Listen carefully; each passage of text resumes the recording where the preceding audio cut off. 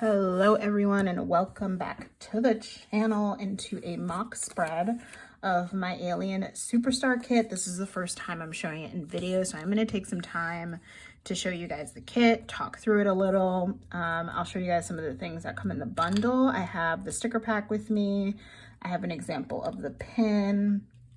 I have the fashion box add-on. I think the only thing I don't have is a label and little thing add-on, but those are pretty straightforward and you guys have seen those in other, oh, do I have one actually? Oh, I might have a label add-on actually, and not a little thing one, but you guys have seen what those look like, so I'm not too concerned there. I want you more to get a feel for the kit and the other things that come in it. So my desk is a mess, so I do apologize. I don't even have my inserts out, but I'm just filming this first part so you guys can see the kit, because the actual mock spread will be kind of a voiceover bit, just so that I can kind of share my thoughts on Renaissance more accurately. I feel like if I do it as a talk through, I'm gonna have a hard time talking and putting down stickers and also like being very introspective. So that's why I'm doing it in this way. So first, let's show y'all the kit. Oh, it's so good. This art is by Clip Art Kits. Nelly, who's just everything, every damn thing.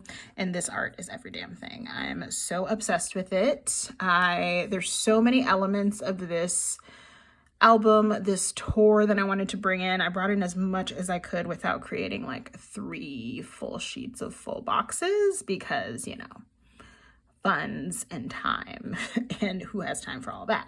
But we have B in her formation outfit. I love this outfit so much. I feel like this is such an iconic look with the hat. I'm just obsessed. I mean, all her looks are iconic, let's be honest. I have this this leg with the disco ball on top. I just thought a lot about, for those of you who don't know, this album is very heavily inspired by Black queer culture, especially the ballroom scene. And this just gave me like ballroom vibes. The things that they do with their bodies is kind of wild. Then I just have the leather jacket. Of course, I have hand fans all over the place because, you know, if you know, you know. And I did little disco ball earrings. You have the mic and the Renaissance stage background. We have the purse with the tickets and camera and all these things kind of falling out of it. I did one fashion girl kind of dressed to go to the show. I wanted to give a nod to the movie, so I wish they would have done like a disco ball popcorn bucket, but I'll take what I can get. And then I just did the little red. I just wanted to do a drink cup, and I ended up doing the Starbucks cup and the little film reel in the back, and then the on air, which of course was also in the tour. And then I have this cute fashion girl here as well, who is going to the show taking her selfie. So those are the full boxes. We have solids and patterns with your glitter headers, a couple little things there on the bottom. We have a full sheet of solids. This is also a reformat, so it's fun for y'all to see that.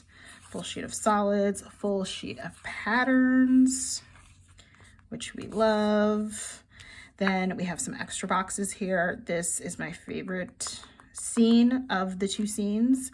And then of course I had to put the vinyl album in there with the fans and the queen herself looking iconic in chrome. And then you have your little things, both solid and patterned. You have your bottom washi. This is one of her dancers, and this was actually one of the outfits that was worn. You guys will see it if you see the film. And the date covers, I decided to do the date covers in the pattern of the disco ball. I thought that would be super cute, and I think they came out really great. If you can tell, like it's literally the pattern of the disco ball, so it kind of has like a curved look to it. That's why, because it's quite literally the disco ball pattern. Then we got deco, page flags, sidebar goodies, movie marquees, and habit trackers.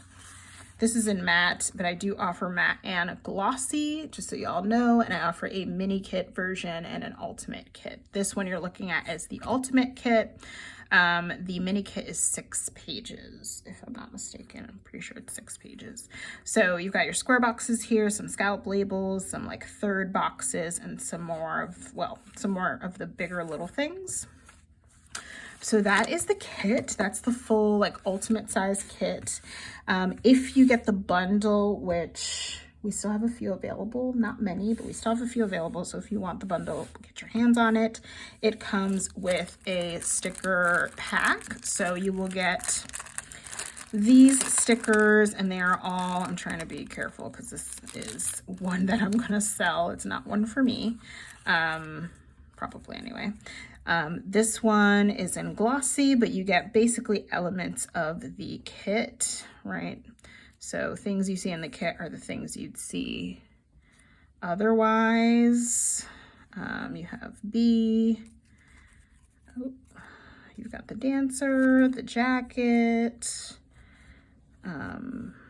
all the fashion girls there. So I'm not sure exactly how many are in here. I guess I could count 1, 2, 3, 4, 5, 6, 7, 8, 9, 10, 11, 12, 13, 14, 15, 16, 17. You get 17 stickers in this sticker pack, y'all. That's pretty good. That's pretty bomb. Not gonna lie, that's pretty bomb. So you'll get that. That is only available if you purchase the bundle. It's not available a la carte. So if you get a bundle, you'll get the kit, you'll get the sticker pack, and you will get the pin. I was popping 2 of these pins in for folks because I had enough stock. There is going to be a point though where I'm only going to be able to pop in 1 pin. Technically in the listing, it's just 1 pin you get, but I've been popping in 2 because I had 2 different ones. There's a whole story around the pin saga. That was in a plan with me. Either a plan with me that has already gone up or a plan with me that will go up very soon because I'm not sure exactly when I'm going to post this. But you will either get 1 Beyonce themed pin, you might get 2 depending on availability. But technically the listing is for 1 pin. So you've got the pin. It's just black and it has Beyonce on the horse. So super cute. And then this is the fashion add-on. So it's just a couple of different hair colors, different outfit color, and then it's a patterned box. You can, since I do offer mini kit, you can get a label add-on. I mean, you can get it anyway if you wanted, even with an ultimate or with a bundle. You can get a label add-on. I have a little thing add-on and I don't think I have it printed because that one tends to sell more, so I don't think I have one printed. But if you guys have seen any of my other add-ons, it's basically the same. It's a sheet. It's basically this, like quite literally. Let me find the sheet. Here we go. No, not you. Yeah, it's basically this bottom half. It's an additional this. Like, just take out the full boxes and just this. That's the little thing add-on. So just so you guys get a visual on that. So you can add on the fashion, you can add on the label sampler, you can add on the little thing page or sampler as well. And then you do get the Renaissance freebie box, which is basically this. I have it printed weird on this, but it's basically this double box scene. That's the freebie. And that'll be a freebie in everything. So whether you get a ultimate kit, a mini kit, or a bundle, that's still the freebie you get with everything, no matter what you purchase. And then we have these fun Renaissance journaling cards. I'm gonna flip it to the back and just like block out the code because there is a code there if you purchase that you can use on your next order. But there is that. I think it's so cute. I love the journaling card so much. So this is supposed to be the kit I'm using for my spread, but like I don't think I popped it in because I really love the other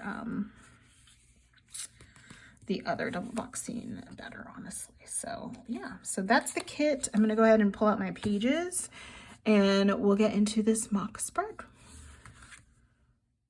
Right, friends, let's get into Renaissance. First and foremost, I'm doing this on a different day, so if you guys notice any imperfections in the kit, just an oops kit, not going to be reflected in your product. And I did just pair this one with a silver foil bundle from SPC.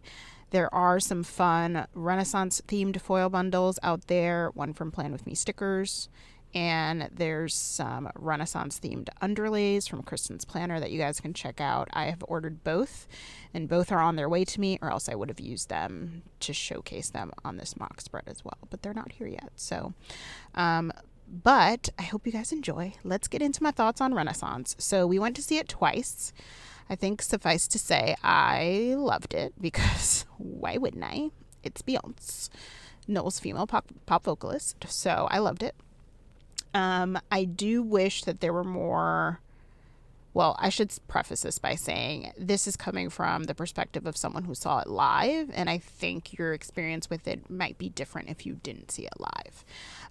Because I saw it live, I wanted to see more behind the scenes stuff. Like rehearsals was something I was looking forward to, and I really didn't get a lot of that, although I do think the behind the scenes that was shown was amazing. But I wanted to kind of see more of like how rehearsals came together, how I would love to find out how she decides how things are going to transition from one song to the next. I think with Renaissance, a lot of that was done anyway through the album, but she still threw in some nuggets of, older songs. And I would love to hear how she comes up with those ideas, because those are iconic, honestly. But yeah, I would have loved more behind the scenes. It's already a fairly long film. I think it's 2 minutes, 2 hours and 45 minutes, I think is the total time. So, I mean, she packed things in there. And I do think that this ultimately was a gift to folks who couldn't see the show live. So if you couldn't see the show live, you're getting I would say 90% of the show. Here, you're getting 90% of the entire show that she puts on. So, which I think is, if you couldn't see it, you're paying, I think the tickets are like $30, which is still expensive, to be fair. But obviously way less, way less than a concert ticket. So I think this was a gift to folks that couldn't go. And I think the behind the scenes stuff was really just a bonus for everyone. So, I thought about how it compared to Homecoming. I mean, the format of the film is very similar to Homecoming. If you've seen Homecoming, if you haven't seen Homecoming and you plan on seeing Renaissance, I highly recommend going back and seeing Homecoming, because Homecoming is amazing. But you'll see, if you watch it first and then watch Renaissance, I think you'll see some of the differences in the behind the scenes stuff. I expected, I think, a little bit more of that. But either way, I loved it. I thought it was amazing. I want to talk about my favorite parts, because we only have a certain amount of time for this mock spread. So one of the things that I love, is her showing how even being Beyonce, someone whose name is synonymous with excellence pretty much across the board, most people would agree, whether they like her music or not. Someone whose name is so often linked to excellence, to being the bar, being in the business as long as she's been, decades in the business now, being the literal boss of everything that goes on with her show. She still needs to deal with people gaslighting her. So she talks about being a Black woman in the industry and those struggles a bit in this, which I really appreciated. But she actually shows a piece of when she's being gaslit, which the way she handles it is like a mic drop. I loved it so much. I was like, yes. I was snapping in the theater. It was fantastic. I won't give away that nugget, but if you've seen it, you know what I mean. It was so good. I was like, you better say that. You better say that. But I think it was really validating to women, especially women of color, that even being at the level that she is at, she still deals with that bullshit. What? What are you saying? What? That is wild to me. That was kind of wild to me. I love how she showed that. I think it was amazing, and I think it was validating for other women to see, especially women of color. Because listen, it ain't easy in these streets. So I really appreciated that. I also, probably one of my favorite things, might be my favorite thing of the whole show, aside from, of course, the show itself is phenomenal. If you have not seen the show at all, no clips, don't know what to expect, it's phenomenal. Like, she is just a beast. And there's some fun kind of nuggets shared throughout the film about how it's kind of put together and the magnitude of putting on a show like that, which it's a huge show with a lot of moving parts, and I can only imagine the pressure of that. So I appreciated that. But one of my favorite conversations, because it aligns so much with something I've been thinking about a lot lately, was her conversation about time. I thought that was so just spot on. Like, her conversation about time in this is something I have been thinking about so much. And I think, she says something along the lines of, it's impossible for me. She says her biggest obstacle is time, and it's impossible for her not to see that looking through the eyes of her children. Something along those lines, I'm paraphrasing. But she says, time pulls me right back in. Like, when she stops or feels like she needs to stop or she's overwhelmed, like, time pulls her back in. Something along those lines. I'm paraphrasing, y'all, so don't come for me if it's a little off. But that resonated so much with me because I've been thinking about that so much lately. And I think during a time where there's such horrors in the world that are happening, everyone has an expectation, especially if you are a content creator, if you are on social media at all, if you're considered quote unquote an influencer. I'm not boxing myself into that category at all.